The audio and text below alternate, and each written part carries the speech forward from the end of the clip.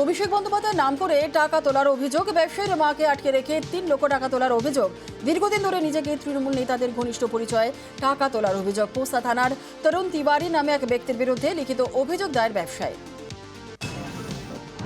শহরে অস্ত্রসহ গ্রেপ্তার 2। বেনিয়াপুকুর থানা এলাকায় এক গেস্ট হাউসে অভিযান কলকাতা পুলিশের এসটিএফের। উদ্ধার 9mm, 2টো পিস্তল ও 18 রাউন্ড কার্তুজ। পুলিশের জালে বিহারের 2 ব্যক্তি রহিশ কুমার এবং মিরাজ মালেক, দুজনের বাড়ি বিহারের গয়ায়। 30 ডিসেম্বর থেকে 1 জানুয়ারি ওল্ড মালদায় কার্নিভাল। তৃণমূল পরিচালিত ওল্ড মালদা পুরসভার উদ্যোগ, আর সেই কার্নিভাল ঘিরেই কোন্দল। পুরপ্রধান কার্তিক ঘোষের বিরুদ্ধে টাকা নয়ছয়ের অভিযোগ তৃণমূলেরই উপপুরপ্রধান শফিকুল ইসলামের। তাঁর দাবি, কার্নিভাল ঘিরে পুরসভার নামে লক্ষ লক্ষ টাকা তোলা হচ্ছে, কিন্তু পুরসভার কাছে তা জমা পড়ছে না। সবটাই পুরপ্রধানের কথাই হচ্ছে। আর এই নিয়েই দলের কাছে অভিযোগ, নালিশ জেলা শাসক পুরমন্ত্রীর কাছেও। আমি এসে ভাইস চেয়ারম্যান মোহাম্মদ মিউনিসিপ্যালিটি চাই যে আমরা একটা বড় কার্নিভাল করব। সেইখানে আমি বলেছি যে গভর্নমেন্ট অ্যাক্ট, পৌর আইন কি আছে সেটা দেখে এগাতে হবে। গতবার তো কার্নিভাল হয়েছিল, সেইখানে কিছু অনিয়ম হয়েছে বলে আজকে এই জায়গাতে আমরা দাঁড়িয়েছি। সেটা মেনে নেওয়াটা আমার পক্ষে ঠিক হচ্ছে না। কি চাইছেন কার্নিভালের? স্বচ্ছতা বজায় রেখে সবকিছু হবে। দলের মিটিং এ বলেছেন? মানে দলের আমি দলীয় নেতৃত্বকে জানাবো। পুরসভার মিটিং? হ্যাঁ, অবশ্যই বলেছি। বোর্ড অফ কাউন্সিলর মিটিংয়ে বলেছি, হাউসে সবাই জানেন। ওল্ড মালদায় কার্নিভাল কাজেও উপপুরপ্রধানের নিশানায় পুরপ্রধান। টাকা নয়ছয়ের অভিযোগ উপপুরপ্রধানের। অভিযোগ অস্বীকার পুরপ্রধানের। পুরপ্রধান কার্তিক ঘোষের পাল্টাতো পুরসভায় সর্বসম্মত সিদ্ধান্তে এবং মানুষের সহযোগিতায় কার্নিভাল হচ্ছে। অভিযোগ প্রমাণ হলে রাজনীতি ছেড়ে দেবেন। যদি কেউ এটা প্রমাণ করে দিতে পারে কার্নিভালের নামে কোনো মানুষের কাছে কোনো অর্থ চেয়েছে, যদি প্রমাণ করে দিতে, আমি রাজনীতি ছেড়ে দেবো। যখন বোর্ড অফ কাউন্সিলর মিটিং হয় তখন সবাই সর্বসম্মতভাবেই এটার সিদ্ধান্তটা হয়।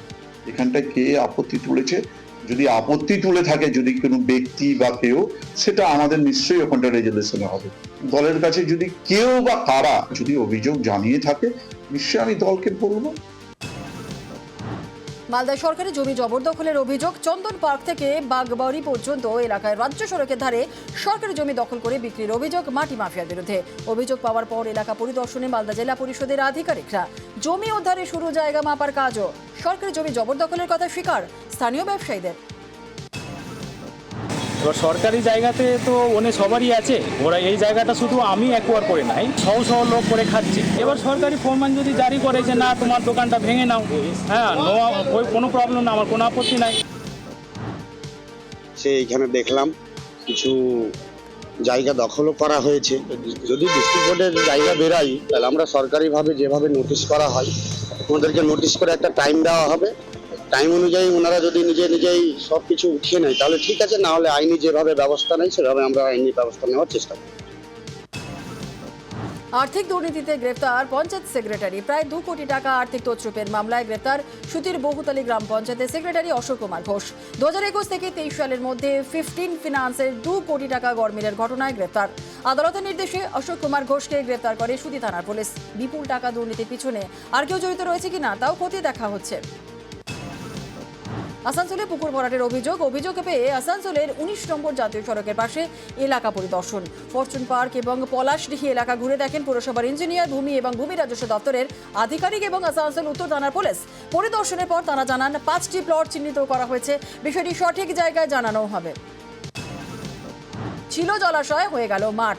বাঁধের নামের রেকর্ড বদল, পতিত জমির হিসেবে রেকর্ড করিয়ে বাঁধ ভরাটের অভিযোগ। পুরুলিয়ার রাজবস্তি এলাকার ঘটনা। 1941-এ 7 বিঘের ঘোড়া বাঁধ কেনে কুরেশি পরিবার। সরকারি রেকর্ডে জলাজমি বাঁধের উল্লেখ।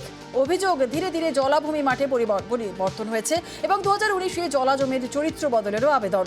সরকারি নথিতে পতিত জমি হিসেবে রেকর্ড, আর এরপরই জলাশয় ভরাটের অভিযোগ। নিয়ম মেনেই জলাভূমির চরিত্র বদল, দাবি জমি মালিকের। অভিযোগ খতিয়ে দেখার আশ্বাস কাউন্সিলরের।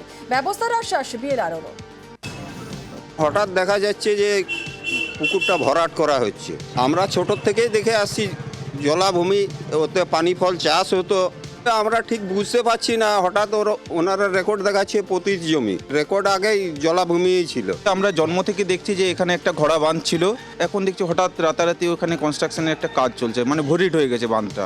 কিন্তু এই যে ভরিট হলো কি করে, একটা বাঁধ তো ভরিট হওয়ার কথা নয়, এমনিতে আমাদের এদিকে জলের কষ্ট আছে। জেলা শাসকের কাছে আমরা লিখিত অভিযোগ জানিয়েছি, কাছেও হঠাৎ করে বদল হলো কি করে, মানে এটা সম্বন্ধে আমাদের কোনো একদম পুকুর ছিল, এখনো জানি এটা পুকুরেই আছে, আর পেপারসও আছে আমাদের কাছে। বিওলার অফিসকেও কমপ্লেন করা হয়েছিল, উনি এসে দেখে গেছেন, কিন্তু তার কোনো সদুত্তর এখনো পাইনি।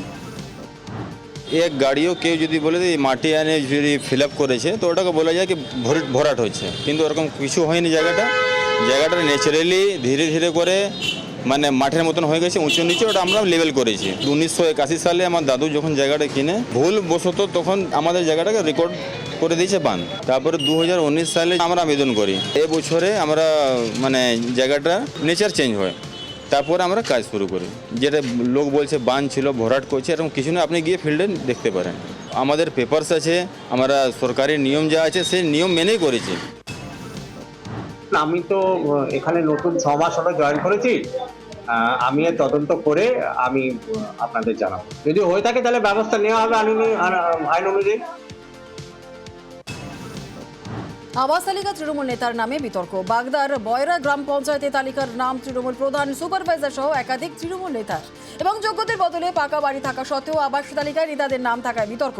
দুর্নীতির অভিযোগে সরব বিজেপি, বিনিয়োগের অভিযোগে সরব তৃণমূলের একাংশ। পঞ্চায়েতে পদ মেলার আগে তালিকায় নাম থাকার দাবি প্রধানের, অভিযোগ খতিয়ে দেখার আশ্বাস বিডিওর। এখানে টাকার বিনিময়ে এখানে ঘর মানে সাধারণত যারা গরিব মানুষ তারাই ঘর পাচ্ছে না। প্রধান মেম্বার নিয়েছে, পাকা বাড়ি বয়ানটে লিখে দিয়েছে যে এরা ঘর হয়ে গেছে, কিন্তু ঘর পেয়ে গেছে। যাদের পাকা বাড়ি আছে তাদের ঘর এসছে, আমার কাঁচা বাড়ি আমার ঘর আসেনি, অনেকের নামে ঘর এসছে। প্রধান বয়রা পঞ্চায়েত টাকার বিনিময়ে সাদওয়ালা বাড়ি বা পঞ্চায়েত প্রধানের নাম বয়রা পঞ্চায়েতের কুড়ুলিয়ায় বসবাস করে মালিদা ওয়ার্ডে তার নাম ঢুকিয়ে দিয়েছে, এবং মালিদার যে বুথ সভাপতি শামু মোল্লা তার আপন ভাইপো সাদওয়ালা পাকা বাড়ি নাসির মোল্লা বিডিওর সিল স্ট্যাম্প করা নথি আছে আমার কাছে। আমরা ভিডিওতে জানিয়েছি, উত্তর এখনো আমাদের সদুত্তর মেলেনি। আগে যখন আমি প্রধান ছিলাম না, তার আগের থেকেই আমার বাংলার আবাস যোজনা লিস্টে নাম ছিল, পাওয়ার যোগ্য, সেই হিসাবেই হয়তো আমার নামটা আধিকারিকরা রেখে দিয়েছিল। কিন্তু যদি এটা দেখে কেউ ভাবে যে প্রধান হয়েছি বলে আমার ঘরটা পাওয়ার যোগ্য নয়, তাহলে আমার ঘরটা আমি নিজের থেকেই আমি বাতিল করে দেব। না, আমার ঘরের লিস্টে নাম ছিল, স্বয়ং বিডিও এসে আমার নাম কেটে দিয়ে গেছে, থানা মেজাউট এসে নাম কেটে দিয়ে গেছে, তাতে আমাদের কোনো অভিযোগ নেই যে নাম কেটে দিয়ে ভালো হয়েছে, আমার থেকে গরিব মানুষ পাই সেটাই পাক। আমি কোনো তাদের অভিযোগও করিনি, অভিযোগ আনিও নি। এই পার্টটা বিজেপি পাস করেছে, সেই দিলীপ এখন বিজেপি করে।